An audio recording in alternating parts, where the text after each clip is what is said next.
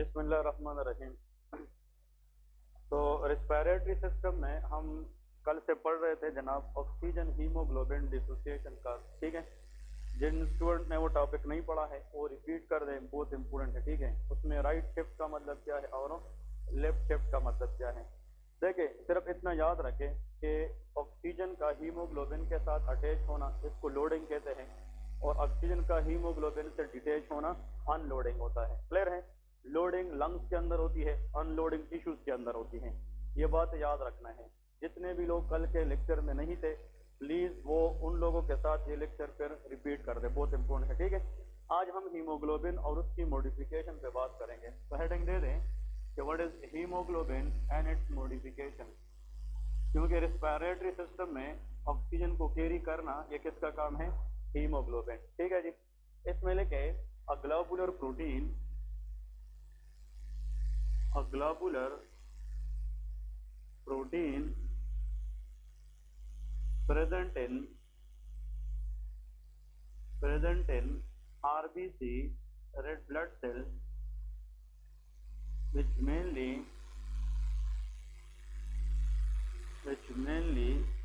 carry oxygen,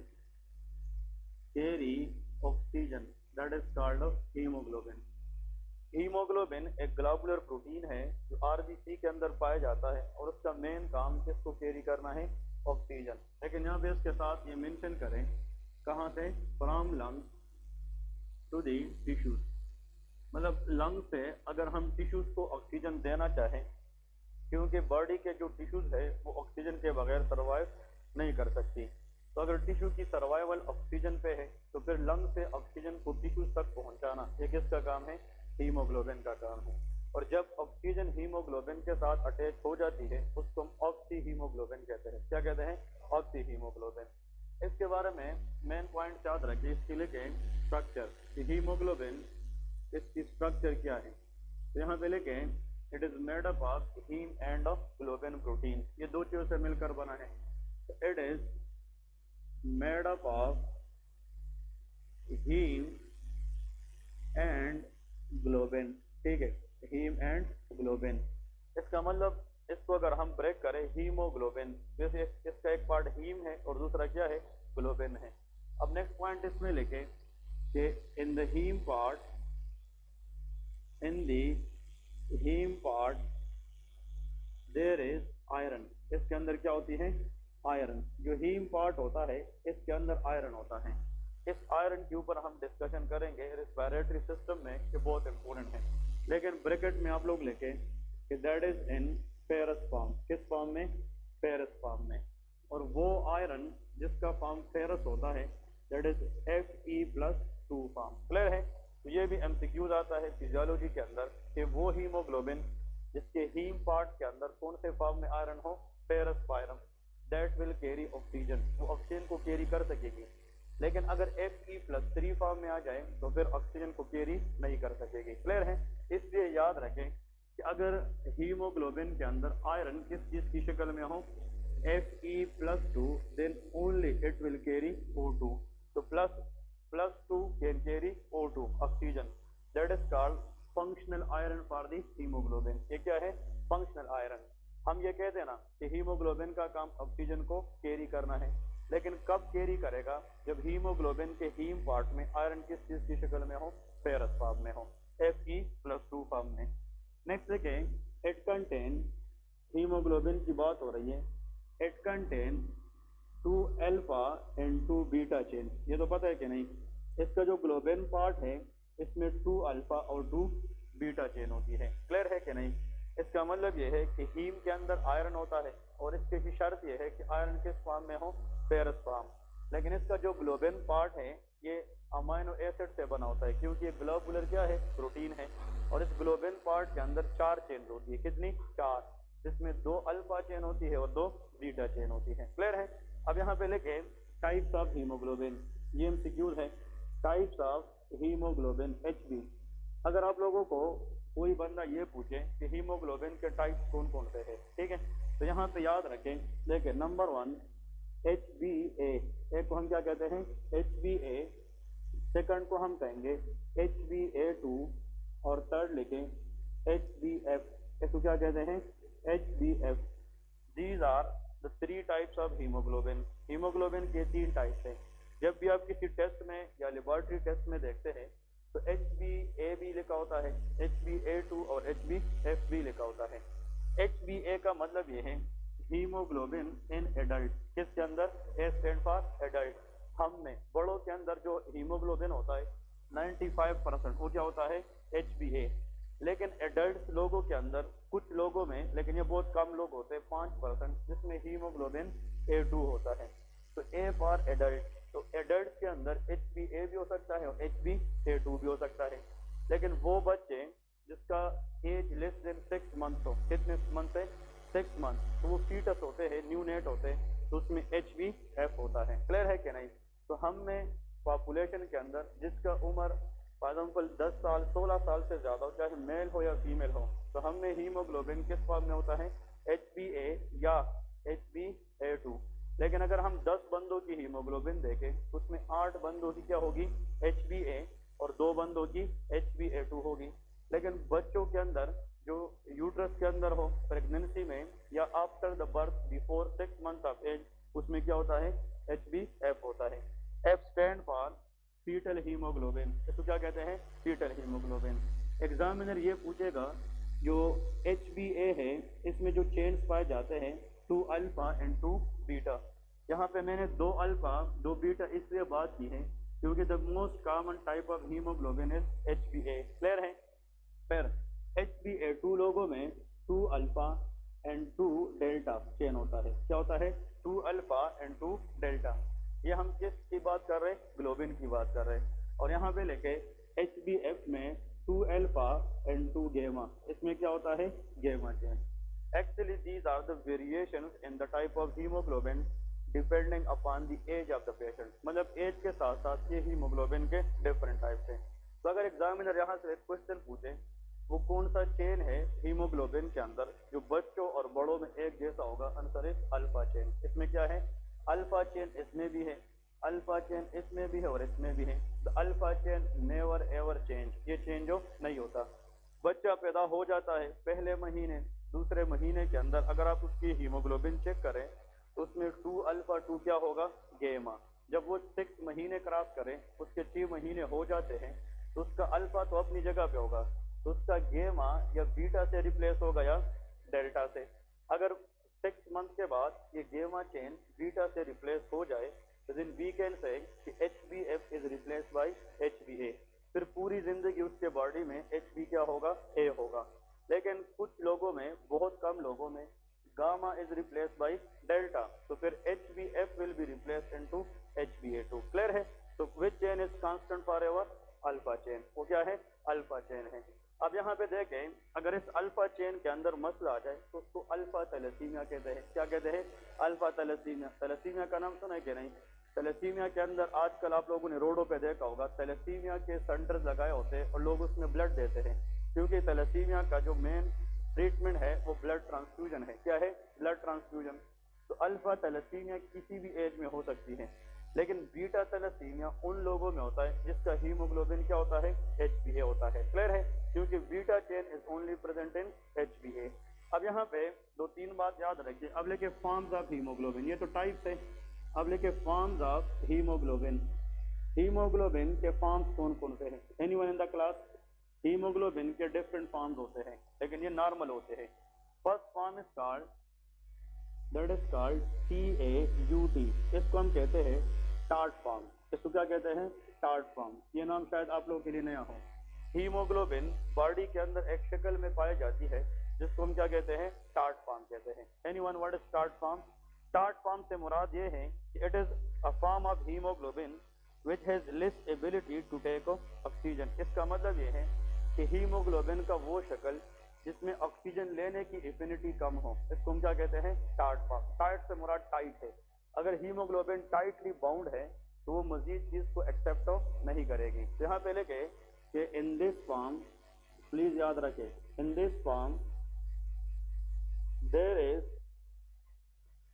हाँ जी, low affinity या high, low affinity of haemoglobin for what? For oxygen. इसका मतलब ये है कि हीमोग्लोबिन की वो फॉर्म जिसमें वो ऑक्सीजन लेने की एबिलिटी ना रखे उसको हम क्या कहते हैं, टार्ट फॉर्म कहते हैं। टार्ट से मुराद टाइट है, टार्ट का मतलब क्या है, टाइट है। अब देखिए मैं आप लोगों को एक बात बता रहा हूँ, मेरे जो हाथ है अगर इसको हम इस तरह फैलाएं इसको रिलैक्स फॉर्म कहते हैं। क्या कहते हैं, रिलैक्स। अगर इन हाथों को हम आपस में ले आए तो उसको क्या कहते हैं, टाइट फॉर्म कहते हैं। मतलब हाथ में लाना ये टाइट है, हाथ को जनाब अवे लेके जाना क्या है, रिलैक्स है। तो अगर हाथ रिलैक्स है तो वो दूसरे चीज को एक्सेप्ट करेगा, लेकिन अगर अब पहले से हाथ बंद है तो ये दूसरी चीजें खुला सकेगा नहीं। तो अगर हाथ पहले से बंद है, टाइटली क्लोज है, तो इस फॉर्म को क्या कहते हैं, टार्ट फॉर्म। इस फॉर्म के अंदर हीमोग्लोबिन मजीद ऑक्सीजन एक्सेप्ट नहीं करता। क्लियर है, यहाँ पे लेके the ability of oxygen attaches to the haemoglobin is called of affinity. उसको क्या कहते हैं, अफिनिटी। तो आप लोगों ने सिर्फ इतना याद रखना है, लोग एमबीबीएस करते फिर भी उन लोगों को टार्ट फॉर्म का पता नहीं होता, और ये फर्स्ट ईयर का नॉलेज है एमबीबीएस के अंदर कि आपसे ये पूछा जाए कि टार्ट फॉर्म ऑफ हीमोग्लोबिन क्या है, सर वो फॉर्म जिसमें हीमोग्लोबिन मजीद ऑक्सीजन लेने की एबिलिटी ना रखती हो तो क्या कहते हैं, टार्ट फॉर्म। ओके, आपसे सवाल है ये वाला, जो ऑक्सीजन है ये हीमोग्लोबिन के साथ कहाँ पे अटैच होता है, लंग्स में कि टिश्यू में? हाँ जी, लंग्स में। हीमोग्लोबिन के साथ कहाँ पे अटैच होता है, लंग्स में। फिर ऑक्सीजन हीमोग्लोबिन कहाँ लेके जाता है, टिश्यूज में। वेरी गुड, कहाँ पे, टिश्यूज में। अब ऑक्सीजन जो है जब ये टिश्यू में जाता है तो ये पहले से ऑक्सीजन से लोड होता है हीमोग्लोबिन के नहीं? हाँ जी, नहीं समझे। ऑक्सीजन जो है ये लंग्स के अंदर हीमोग्लोबिन पे बैठता है, मतलब उसको अफिनिटी कहते हैं, लोडिंग कहते हैं। अब अगर गाड़ी लोड हो गई है तो उसने तो डेस्टिनेशन पे जाना है, और उसकी डेस्टिनेशन क्या है, टिश्यूज है। अब ये टिश्यूज में हीमोग्लोबिन आया है तो उसके साथ पहले से ऑक्सीजन है कि नहीं, ये मजीद ऑक्सीजन वहां पे ले सकेगा नहीं, क्योंकि अभी ऑक्सीजन देने की बारी आई है। तो टिश्यूज के अंदर ऑक्सीजन हम देते हैं, लेते नहीं है। तो टिश्यूज में ऑक्सीजन की जो फॉर्म है उसमें ऑक्सीजन लेने की एफिनिटी ज्यादा होगी कि कम, कम होगी। इसलिए tart form of haemoglobin is seen in the tissues. ये कहाँ पे होता है, टिश्यूज के अंदर। यहाँ पे लेके it is seen in the tissues, it is seen in tissues. ये कहाँ पे होता है, टिश्यूज। इसका मतलब ये है क्योंकि टिश्यूज के अंदर तो अनलोडिंग होगी, और अनलोडिंग से मुराद ये है कि ऑक्सीजन ने जाना है टिश्यूज में तो मजीद ऑक्सीजन ये नहीं ले सकेगी, अफिनिटी कम है कि नहीं। इसलिए टार्ट फॉर्म ऑफ हीमोग्लोबिन कहाँ पे हमें मिलती है, टिश्यू। टिश्यू का पहला वर्ड टी, टार्ट फॉर्म में जाता है, इस तरह याद रखें।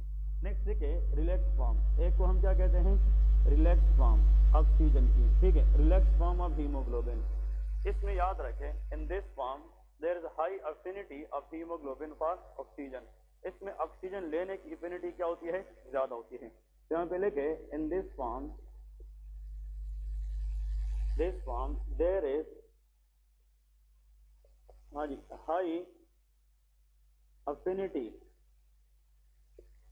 Of haemoglobin forward, very good, oxygen. और आप लोगों को पता होना चाहिए कि जब हम हीमोग्लोबिन को ऑक्सीजन देंगे तो वहां पे जनाब ये कहाँ पे होना चाहिए, लंग्स में। तो ये इस this form it is seen in lungs. ये कहाँ पे होता है, it is seen in lungs. आसानी के लिए हमें इस तरफ सिखाया गया था, लंग्स से मुराद टिश्यूज है कि रेस्पिरेटरी सिस्टम है, रेस्पिरेटरी ट्रैक्ट में होता है ना। अब देखें, ऐसा हीमोग्लोबिन जो हमें पाया जाए कहाँ पे, टिश्यू में, तो टी फॉर उस फॉर्म को क्या कहेंगे, टार्ट फॉर्म। और ऐसा हीमोग्लोबिन जो हमें किस ट्रैक्ट में पाया जाए, रेस्पिरेटरी, तो आर का मतलब ये रिलैक्स फॉर्म होगा। आर का मतलब आर है, ये कौन सा फॉर्म होगा, रिलैक्स फॉर्म। तो हीमोग्लोबिन का ऑक्सीजन लेने की एबिलिटी को रिलैक्स फॉर्म कहते हैं, और हीमोग्लोबिन का ऑक्सीजन के साथ न अटैच होने वाली फॉर्म को टार्ट फॉर्म कहते हैं। ये पॉइंट याद रखें, ठीक है। इसके बाद देखें अनदर वेरी इंपॉर्टेंट पॉइंट, इसको हम टी फॉर्म भी कहते हैं और दूसरे को आर फॉर्म भी कहते हैं। अब यहाँ पे नेक्स्ट देखें, haemoglobin modification. Haemoglobin modification, haemoglobin modification के अंदर the first condition we will discuss that is called methaemoglobin. इसको क्या कहते हैं, मिथ हीमोग्लोबिन। अब यहाँ पे एमसीक्यूज आप लोग को आएंगे फर्स्ट फॉर्म में लेके, that is called myth haemoglobin. Myth haemoglobin के बारे में इतना याद रखें, ये एक एबनॉर्मल हीमोग्लोबिन है। ये क्या है, एबनॉर्मल। अगर हीमोग्लोबिन में आयरन किस फॉर्म में होना चाहिए? फेरस फॉर्म में। अगर हीमोग्लोबिन में आयरन फेरस फॉर्म की बजाय फेरिक फॉर्म में आ जाए तो उस हीमोग्लोबिन को मिथ हीमोग्लोबिन कहते हैं। यहाँ पे लेके in this condition there is ferric form of iron, हाँ जी, फेरिक Fe+3 होता है। Very good. Ferric form of iron in haemoglobin Hb which cannot carry oxygen, जो ऑक्सीजन कैरी नहीं कर सकती, that is called which cannot carry oxygen, that is called myth haemoglobin. ये तो फिजियोलॉजी ने हमें बताई है कि हीमोग्लोबिन ऑक्सीजन तब कैरी करेगा जब उसके अंदर आयरन फेरस फॉर्म में हो। किस फॉर्म में? फेरस फॉर्म में। वो फेरस फॉर्म कौन सा था? Fe+2। क्लियर है? लेकिन अगर उसकी बजाय हीमोग्लोबिन में आयरन किस फॉर्म में आ जाए? फेरिक Fe+3, तो फिर वो ऑक्सीजन को कैरी नहीं कर सकेगा और ऐसे एबनॉर्मल हीमोग्लोबिन को हम क्या कहेंगे? मिथ हीमोग्लोबिन कहते हैं। क्लियर है?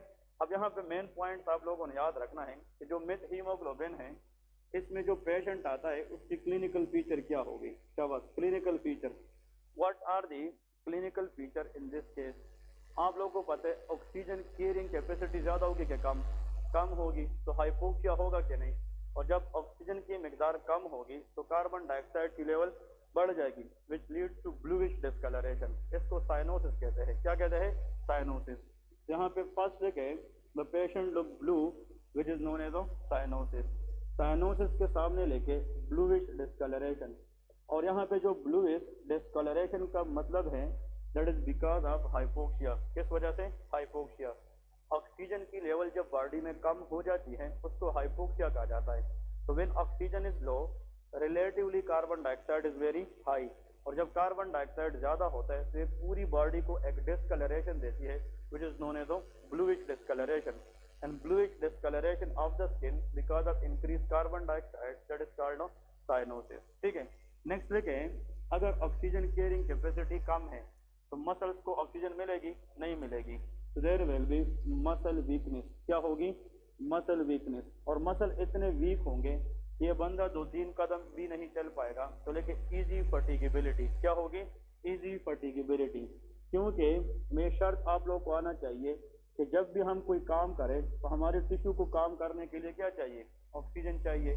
लेकिन अब ऑक्सीजन तो कम जा रही है टिश्यूज को। वाई?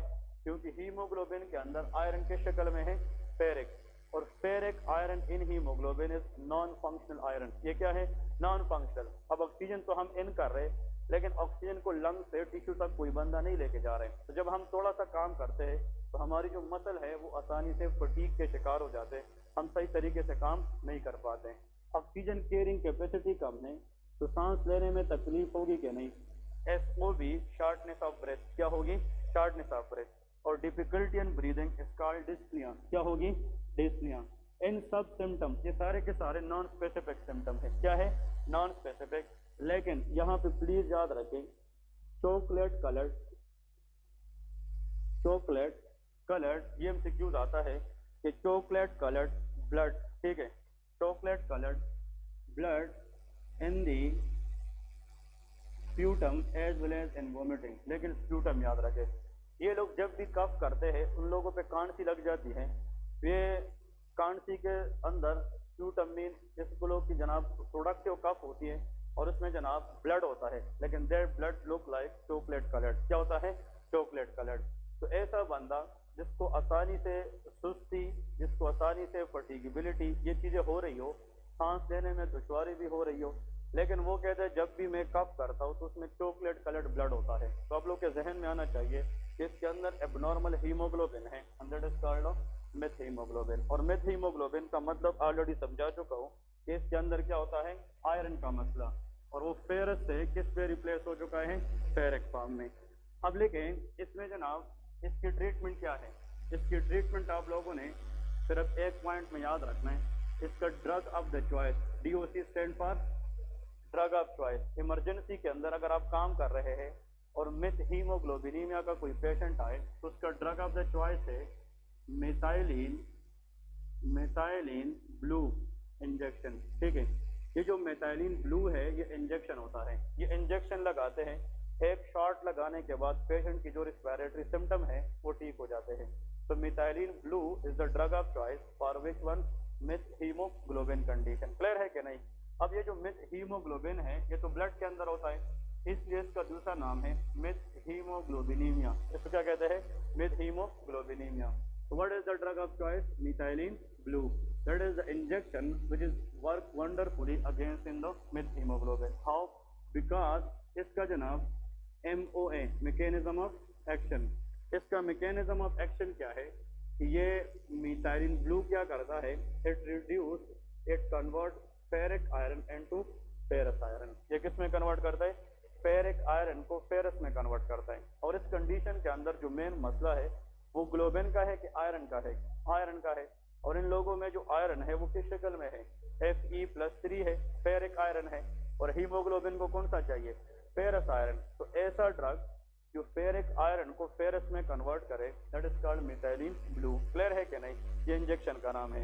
ये इमरजेंसी के अंदर मतलब पड़ा होता है। जब भी मेथाइलिन ब्लू का पेशेंट आता है, सॉरी मिथ हीमोग्लोबिन का पेशेंट आता है, तो इमरजेंसी में हम कौन सी इंजेक्शन लगाते हैं? मेथाइलिन ब्लू लगाते हैं। इसके बाद नेक्स्ट कंडीशन लेके, एक तो मिथ हीमोग्लोबिन है, नेक्स्ट कंडीशन लेके that is called carboxy haemoglobin. इसको क्या कहते हैं? Carboxy haemoglobin. कार्बोक्सी हीमोग्लोबिन ये भी याद रखना है, इंपॉर्टेंट है फॉर एग्जाम। कार्बोक्सी हीमोग्लोबिन को लोग देखकर गलत करते हैं। लोग कहते हैं कार्बोक्सी मीन कार्बन डाइऑक्साइड, लेकिन ये गलत है। Carboxy haemoglobin is a condition in which haemoglobin is attached to carbon monoxide. किसके साथ अटैच होता है? Carbon monoxide. तो carbon monoxide is a gas which is produced due to incomplete combustion. और carbon monoxide gas has a 200 time more affinity attaches with haemoglobin as compare to oxygen.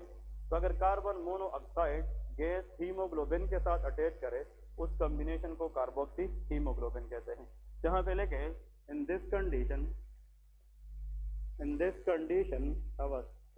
Carbon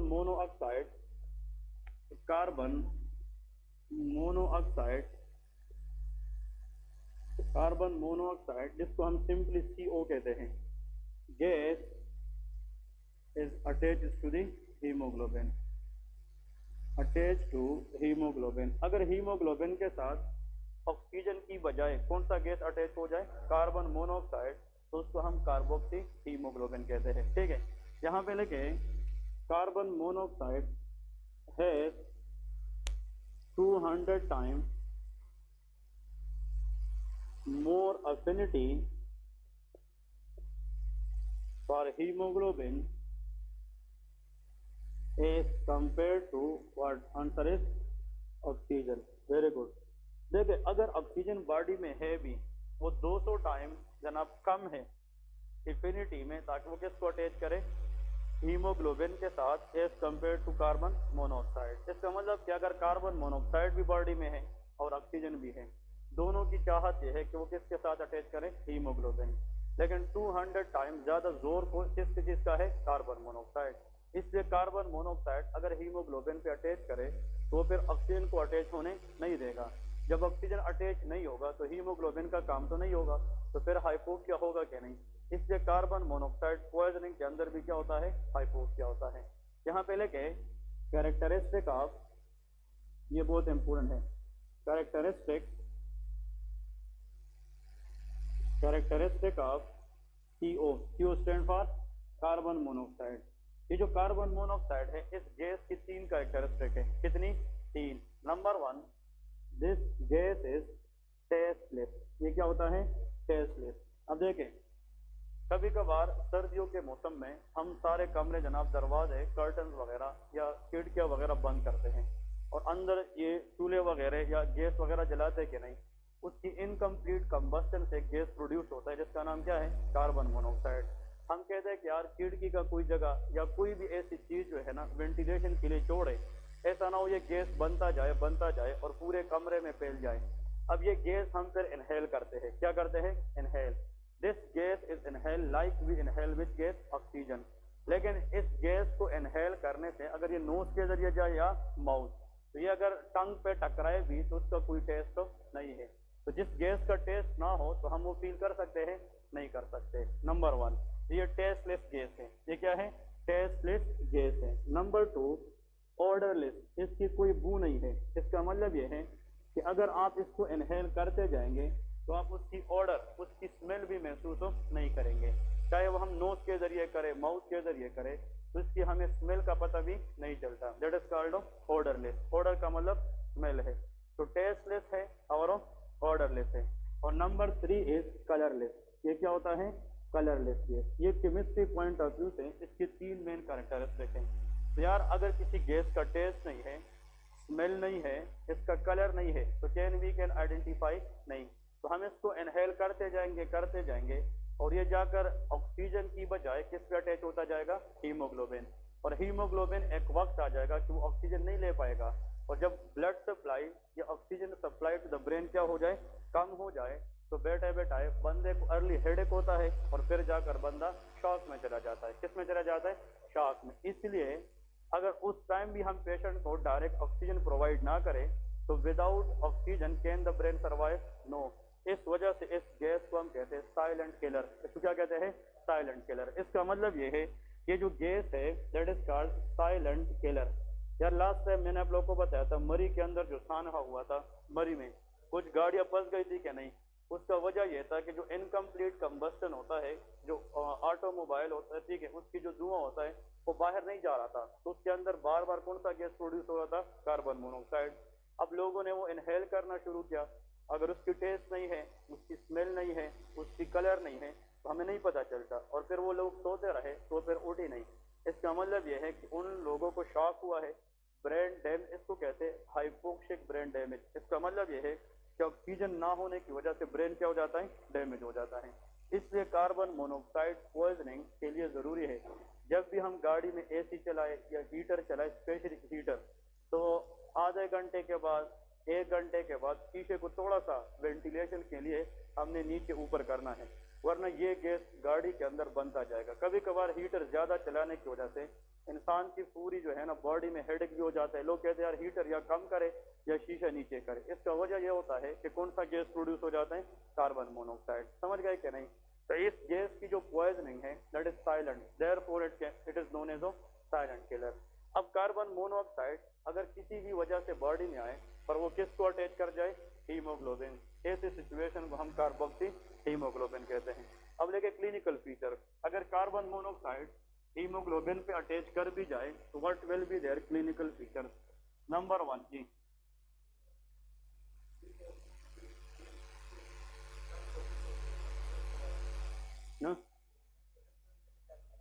okay, methaemoglobin किस sense में? सबक how 2-3 भी, तो ये मतलब right की तरफ जा सकती है। क्लियर है कि नहीं? अब इसमें क्या होगा? इसमें भी हाइपोक्सिया होता है, लेकिन हाइपोक्सिया के फिर 5 अकसाम हैं।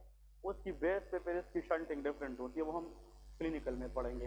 हाइपोक्सिया के 4-5, histotoxic hypoxia, ischaemic hypoxia, hypoxic hypoxia और इनेमिक हाइपोक्सिया।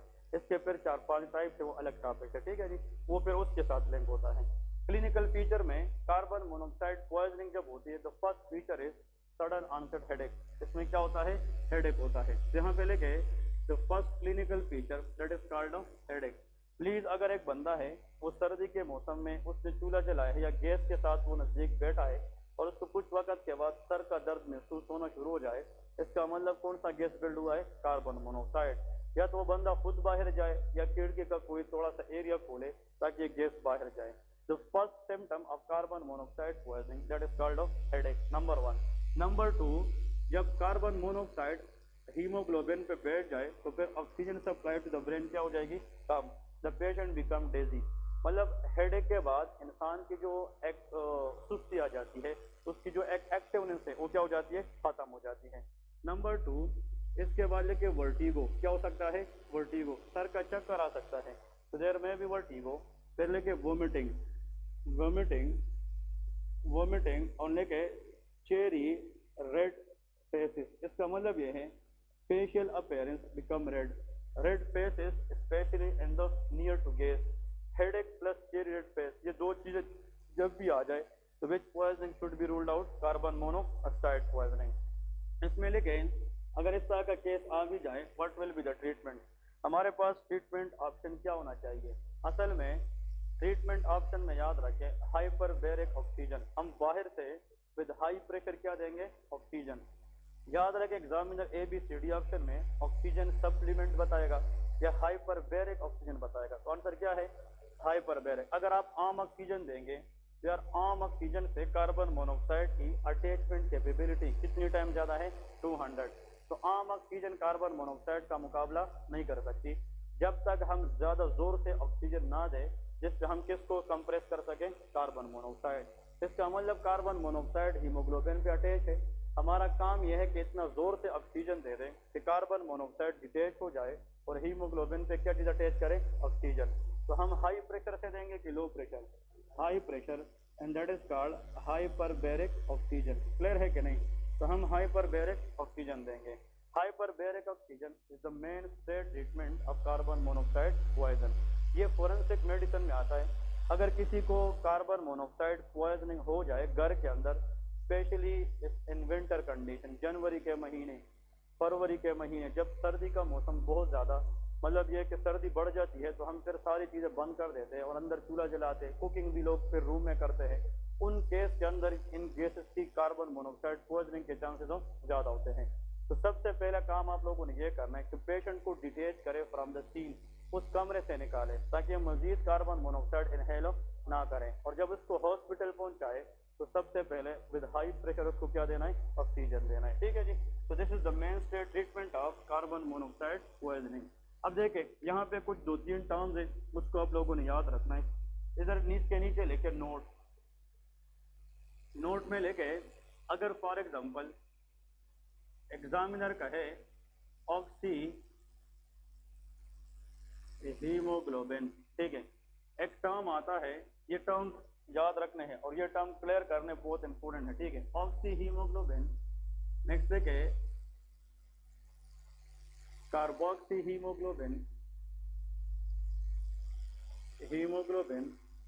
नंबर 3 लेके कार्ब अमीनो हीमोग्लोबिन।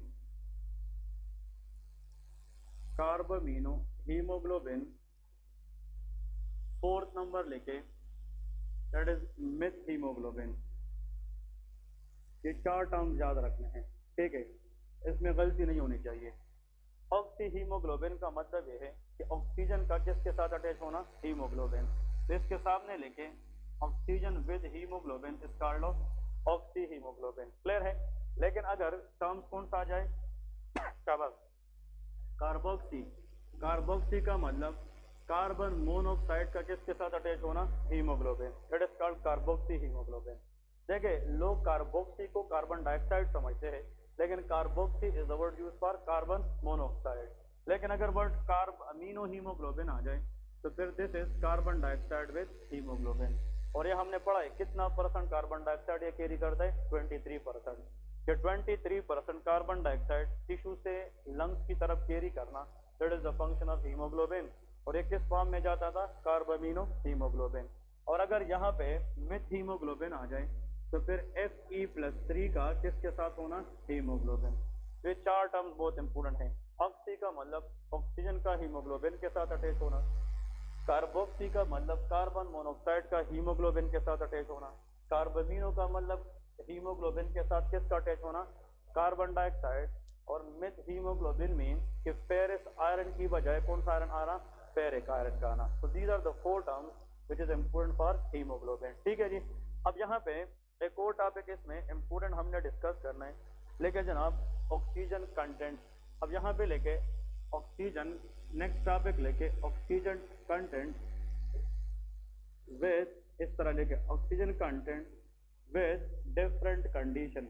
इसमें एक क्वेश्चन आता है डिफरेंट कंडीशन। इसकी जो कैलकुलेशन है ये आगे मैं एक टॉपिक के साथ भी करूंगा, लेकिन इसमें टेबल बहुत इंपॉर्टेंट है। जो ऑक्सीजन कंटेंट है उसमें आप लोगों ने याद रखना है 3-4 चीजें इंपॉर्टेंट है। नंबर 1, एक टेबल बनाएं, यहाँ पे लेके वेरिएबल, फिर इस तरह एक लाइन ड्रा करें, इसके सामने लेके HB level, haemoglobin level, HB level या हीमोग्लोबिन लेवल। फिर हीमोग्लोबिन पे जितना ऑक्सीजन अटैच होगा इसको ऑक्सीजन सेचुरेशन कहते हैं। क्या कहते हैं? ऑक्सीजन सेचुरेशन, ठीक है। तो यहाँ पे लेके ऑक्सीजन सेचुरेशन, इसका मतलब ये है कि ऑक्सीजन का हीमोग्लोबिन के साथ अटैच होना, that is called oxygen saturation. और आखिर में जनाब लेके डिजॉल्व ऑक्सीजन, यहाँ पे लेके डिजॉल्व ऑक्सीजन, डिजॉल्व का मतलब फ्री ऑक्सीजन है, डिजॉल्व ऑक्सीजन। और यहाँ पे एक और लाइन ड्रा करें तो उसमें लेके ऑक्सीजन कंटेंट, लेकिन ये इतना इम्पोर्टेंट नहीं है, ये 4 पेयर इम्पोर्टेंट है। तो इसके साथ इस तरह एक लाइन ड्रा करके लेके ऑक्सीजन कंटेंट। अब ये इनमें से आप लोगों को क्वेश्चन आएगा और इसमें से एमसीक्यूज हल करने हैं। मैं सबसे पहले वेरिएबल में स्टार्ट करता हूँ। अगर एक पेशेंट है, CO stand for carbon monoxide poisoning, अगर उस बंदे को क्या हुआ है, कार्बन मोनोऑक्साइड पॉइजनिंग हुआ है, तो उसका HB लेवल लो होगा, ज़्यादा होगा या नॉर्मल होगा। शाबाश, ये बहुत इंपॉर्टेंट है। फिर से, if a person is diagnosed for carbon monoxide poisoning, what will be their HB level? Low, high या नॉर्मल? हाँ, जो कहते हैं लो, नॉर्मल वाले कितने लोग हैं? देखे यार, पहले HB का मतलब 10 गाड़ी है। HB का काम किसको कैरी करना है? ऑक्सीजन। अब उतने ही गाड़ी है, गाड़ी उतने ही है, लेकिन सिर्फ मुसाफिर चेंज हो गए। ऑक्सीजन की बजाय कौन सी चीज अटैच हो गई? Carbon monoxide. तो कार्बन मोनोऑक्साइड पॉइजनिंग के अंदर जब हम ब्लड CP करते हैं तो उसमें HB लेवल अफेक्ट नहीं होती, तो लेकिन नॉर्मल, इसमें क्या होता है?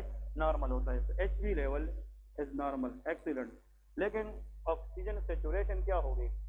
कम हो जाती है। क्योंकि अब हीमोग्लोबिन के ऊपर क्या चीज अटैच है? Carbon monoxide. तो रिलेटिवली ऑक्सीजन तो ये छोड़ेगा नहीं, क्योंकि हीमोग्लोबिन के साथ कार्बन मोनोऑक्साइड कितना टाइम ज्यादा अफिनिटी रखता है? 200 टाइम। तो ये तो ऑक्सीजन को जाने नहीं देगा हीमोग्लोबिन पे, तो सेचुरेशन क्या हो जाएगी? वो कम हो जाएगी। लेकिन यहाँ पे जो मेन पॉइंट है वो ये है कि जो डिजॉल्व है, फ्री है, उस पर कोई असर पड़ेगा? नहीं पड़ेगा, वो नॉर्मल होगा। लेकिन जो ऑक्सीजन ने अटैच होना था, अब वो अटैच नहीं होगा। तो saturation is decrease but dissolve form is normal. ये क्या होगी? नॉर्मल होगी। अब मुझे ये बताए कि जो ओवरऑल ऑक्सीजन कंटेंट है उसमें कमी आएगी क्या? नहीं। तो ऑक्सीजन कंटेंट इज डिक्रीज। इसमें जो मेन MCQs आता है कि in carbon monoxide poisoning what will happen to HB level? Answer is normal. But what will happen to oxygen saturation? That is decrease.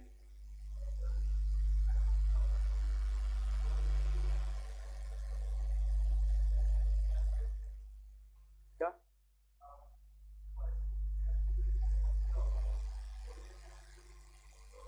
मैं फिर कह रहा हूँ, हाइपोक्सिया के कई अकसाम हैं, हर अकसाम में एरिथ्रोपोएटिन नहीं आती, वो हाइपोक्सिक हाइपोक्सिया में आती है।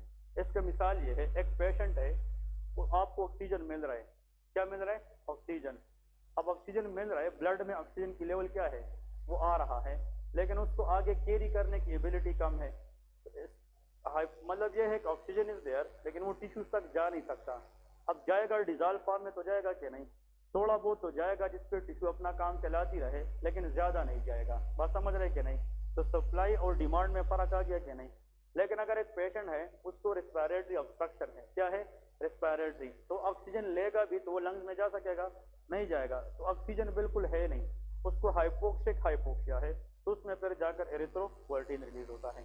जब ऑक्सीजन जो है ब्लड में आए, चाहे फिर वो टिश्यू को मिले या ना मिले, तो उसमें एरिथ्रोपोएटिन इतना नहीं आता। जब ऑक्सीजन की एंट्री बाहर से कम हो जाए तो फिर वो सेंस करता है, उसमें एरिथ्रोपोएटिन रिलीज होता है। ठीक है।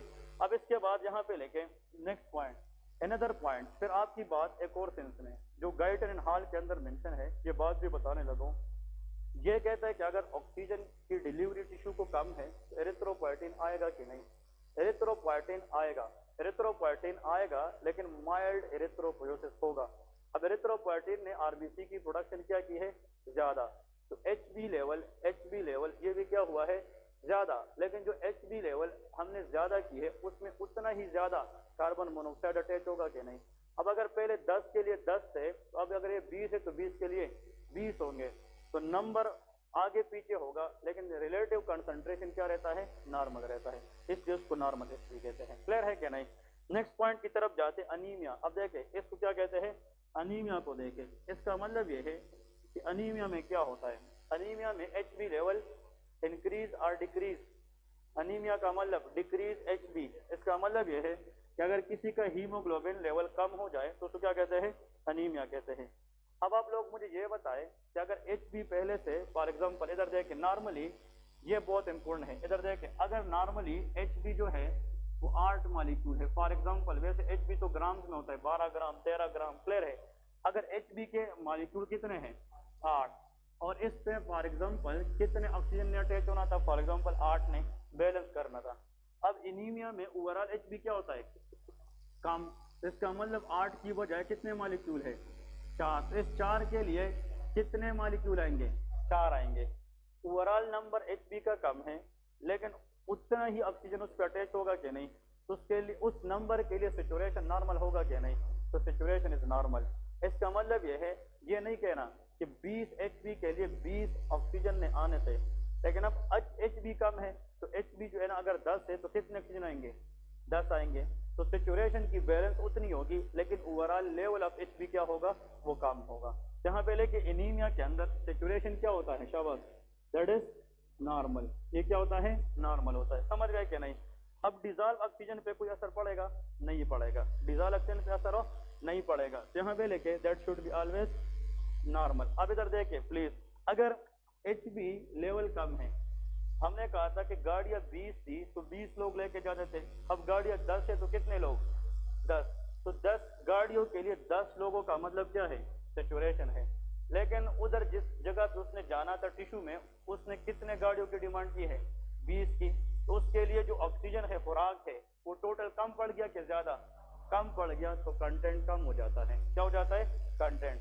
तो ऑक्सीजन कंटेंट इज डिक्रीज, बस ऑक्सीजन सेचुरेशन इज नॉर्मल, ये पॉइंट इंपोर्टेंट है, क्लियर है। तो अगर सेचुरेशन नॉर्मल है लेकिन कंटेंट तो कम है, तो सप्लाई और डिमांड सेम है कि इम्बैलेंस है, इम्बैलेंस है, तो इतना ऑक्सीजन हम टिश्यू को नहीं दे रहे जिस पर वो अपनी डिमांड को क्या करे, पूरी करे, that is called anaemic hypoxia. इसको क्या कहते हैं, एनीमिक हाइपोक्सिया, क्योंकि एनीमिया की वजह से, हीमोग्लोबिन ना होने की वजह से हाइपोक्सिया है, क्लियर है।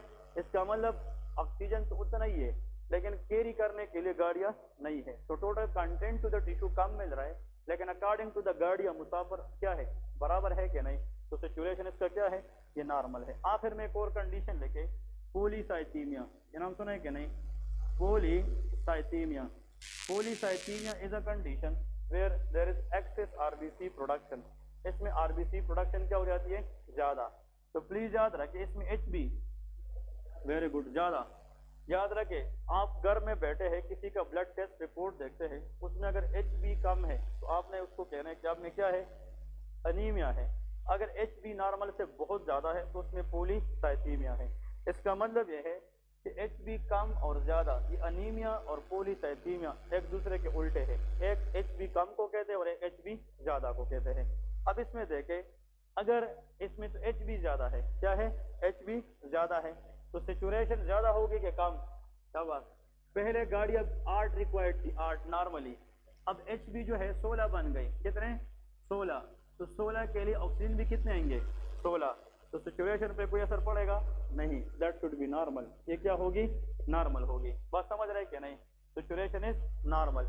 डिजॉल्व ऑक्सीजन पे कोई असर पड़ेगा नहीं, तो दैट शुड बी नॉर्मल। अब इधर देखिए, यहाँ पे सेचुरेशन जो है, अगरचे सेचुरेशन का मतलब, अगरचे पहले 8 थे अब ये 4 बन गए थे, अगरचे पहले 8 थे अब ये 16, तो नंबर गेम में इंक्रीज डिक्रीज आप लोगों को थ्योरेटिकली नजर आती है, लेकिन बैलेंस दोनों का आपस में क्या है, सेम है, और उस बैलेंसिंग अटैचमेंट को हम क्या कहते हैं, सेचुरेशन कहते हैं, क्लियर है क्या नहीं। लेकिन इसमें देखे जो टोटल ऑक्सीजन अमाउंट है, सुन ले, यहाँ पे एचबी नॉर्मल कितने थे, 8 थे, अब कितने हो गए, 16, तो आपकी ऑक्सीजन सप्लाई जो है, अब ऑक्सीजन बाहर से लेना ज्यादा पड़ेगा कि कम, ज्यादा लेना पड़ेगा। पहले 8 के लिए 8 रिक्वायर्ड थे, अब 16 के लिए 16 मॉलिक्यूल रिक्वायर्ड है, तो आपकी जो ऑक्सीजन सप्लाई है, टोटल कंटेंट है, उसकी डिमांड बढ़ेगी कि कम होगी, इसलिए कंटेंट इसमें ऑक्सीजन की बढ़ जाती है, ये पॉइंट याद रखें, क्लियर है कि नहीं।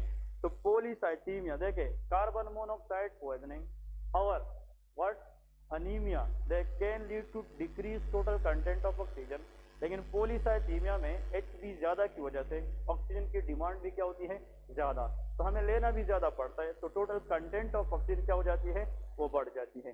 तो ये दोनों हाइपोक्सिया करा सकती है, टोटल कंटेंट ये कम करा सकती है, लेकिन ये हाइपोक्सिया नहीं करा सकती, ये कंटेंट कम नहीं करा सकती। फिर आप लोग कहोगे कि सर फलाने बंदे में पॉलीसाइथीमिया था और उसमें तो हाइपोक्सिया हुआ था, दे कैन काज, बट कैसे? इसको हम कहते हैं कि अगर आरबीसी की लेवल या एचबी लेवल ये नॉर्मली 12 से 16 तक होता है, कितना? फीमेल में एचबी लेवल 12 से 16 होता है और मेल में 13 से 17 होता है। अगर एक मेल में एचबी लेवल 22 है, कितना है? 22, तो बहुत ज्यादा, 20 से आगे को कम कहते हैं बहुत ज्यादा। अगर ये बहुत ज्यादा हो जाए तो ब्लड जो है ये हाइपर विस्कोसिटी में जाएगा, ये ब्लड गाढ़ा होगा कि नहीं? एचबी ज्यादा की वजह से ब्लड थिक होगा कि थिन? थिक होगा, और थिक ब्लड वेसल के अंदर फ्लो ज्यादा करेगा कि कम? और decrease blood flow is called ischaemia, और उस इस्कीमिया की वजह से ब्लड की कम फ्लो की वजह से टिश्यू को ऑक्सीजन मिल सकेगा नहीं, इसलिए polycythaemia can cause ischaemic hypoxia. ये क्या कराता है? इस्केमिक। तो content of oxygen is high but फिर भी वो आगे टिश्यू को नहीं मिल रही, इसका वजह क्या है? आगे the reason behind hypoxia in polycythaemia answer is hyper viscosity of the blood. ये किस वजह से होती है? हाइपर। तो इन लोगों में थ्रोम्बस बन सकेंगे कि नहीं? इन लोगों में थ्रोम्बोसिस होता है, स्ट्रोक हो सकता है कि नहीं? इसलिए पॉलीसाइथीमिया पेशेंट को हम एंटीकोगुलेंट्स भी देते हैं ताकि इसकी जो ब्लड है वो हाइपर विस्कोसिटी में ना चली जाए। जिस बंदे का एचबी, अगर आपने ब्लड टेस्ट किया, ये बहुत सारे लोग मेरे प्रैक्टिस में आए हैं and they are really helpful, वो मुझे कहते हैं सर बहुत हेल्पफुल है, जब भी एचबी लेवल अपनी लिमिट को क्रॉस कर जाती है, 17 से 18 में भी जाती है, तो इसका मतलब ब्लड इज डेंजरस। तो आप लोगों ने क्या करना है, कभी कभार 500 ml या एक ड्रिप ब्लड डोनेट किया करें। ब्लड निकालने से आपका ओवरऑल एचबी लेवल क्या हो जाता है? कम हो जाता है, तो आप अपनी बॉडी में रिलैक्सेशन फील करते हैं। जब एचबी लेवल बहुत ज्यादा होता है तो आपकी न मसल्स को ब्लड मिलती है ना आपकी ब्रेन को ब्लड मिलती है, इंसान में इस तरह जनाब एक अजीब किस्म की फीलिंग होती है, ऐसा लगता है कि किसी ने इंसान को पकड़ा होता है, इस तरह मतलब स्पाज़म में जा चुका, अकड़ा होता है, रिजिडिटी होती है। जब आप ब्लड डोनेट करते हैं, आप एक्सेस आरबीसी को बॉडी से निकालते हैं, तो your body become relax, body के ऊपर जो बोझ है वो क्या हो जाता है? वो कम हो जाता है। क्लियर है? तो जिस बंदे का एचबी ज्यादा हो, ये बहुत सारे हमारे फैमिली में एक बंदा है, he is the officer in RCB Rawalpindi cantonment board में ऑफिसर है, लेकिन वो मुझे ये कह रहे हैं कि मेरा एचबी जब भी बढ़ता है, उसको ये मैंने बात की थी कि आप डोनेट क्या करें, वो कहते हैं मैं जब भी डोनेट करता हूँ आई फील वेरी रिलैक्स। ठीक है कि नहीं? लेकिन एचबी नॉर्मल हो तो ब्लड डोनेट इमरजेंसी के बगैर नहीं करना चाहिए। क्लियर है? तो कोशिश करें जिसका एचबी बढ़ता जा रहा हो और आपसे ये पूछे घर में रिलेटिव में कि मेरा बेस्ट तरीका क्या है, उसका बेस्ट तरीका है कि ब्लड क्या करे? डोनेट करे। कितने वक्त के बाद? आफ्टर 6 मंथ, हर 6 महीने के बाद वो क्या करे? ब्लड डोनेट किया करे। ठीक है जी? तो this what all about the oxygen content of the blood. Time कितना हुए? ओके जी, इसमें हमने स्टार्ट कब किया था? हाँ ओके, फिजियोलॉजी में एक टॉपिक रहता है, उसकी जनाब हिंट्स देता हूँ। देखिए इसमें मेन पॉइंट आप लोगों ने याद रखना है, लेकिन पल्मोनरी सर्कुलेशन हेडिंग दे दे कि what is pulmonary circulation.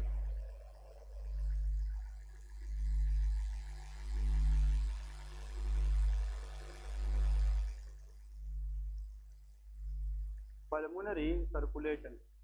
Okay जी, इसमें याद रखें कि पल्मोनरी सर्कुलेशन कहाँ से कहाँ तक होता है और ये किस चीज़ों के दरमियान। तो लेके it start from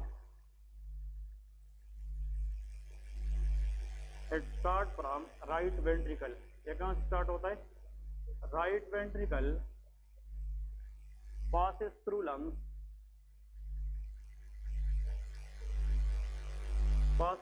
lungs, and in the left atrium, that is called pulmonary circulation। ऐसा सर्कुलेशन जो राइट वेंट्रिकल से स्टार्ट करे, लंग से होते हुए लेफ्ट एट्रियम में जाकर खत्म हो जाए, that is called pulmonary circulation. देखिए इस सर्कुलेशन का मेन जो काम है वो क्या है? It take deoxygenated blood from right ventricle। कहाँ से? right ventricle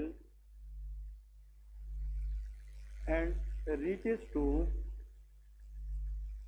लंग्स, फिर इसको कहाँ पे देगा, reaches to lung through pulmonary artery, किसके जरिए, pulmonary arteries, pulmonary arteries are two, left and right, and make it oxygenate, lungs में deoxygenated blood क्या हो जाती है, oxygenate, and given into, very good, given into left atrium through pulmonary veins which are 4 in number. ये भी physiologic MCQs है कि pulmonary arteries are 2 in number, pulmonary veins are 4 in number, this is called pulmonary circulation circuit. Clear है, ये circuit बहुत easy है, ये एक शॉर्ट सर्कुलेशन है। बॉडी में दो तरह की सर्कुलेशन होती है, सिस्टेमिक सर्कुलेशन और पल्मोनरी सर्कुलेशन।